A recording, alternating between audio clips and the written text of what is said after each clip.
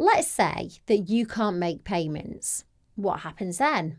The creditor will contact you, likely multiple times, to try and work out a payment plan. Communication is the key here, so make sure that you're honest about your situation and willing to work with them. At this point, it's good to have clear evidence of your financial situation. Make sure that you have a record of your outgoings versus your income.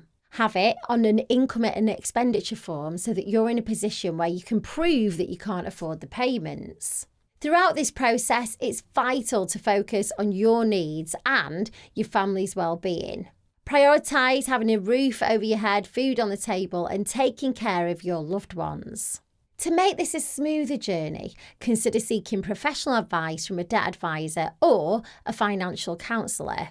Step Change and National Debtline can provide guidance and help you understand your rights. Another crucial and critical aspect of this process is self-care. Dealing with debt can be incredibly stressful, and it's essential to take care of your mental and emotional well-being throughout this journey. Reach out to friends and family for support, practice stress reduction techniques, and try to maintain a positive outlook. Remember, you're not alone, and there are resources available to help you.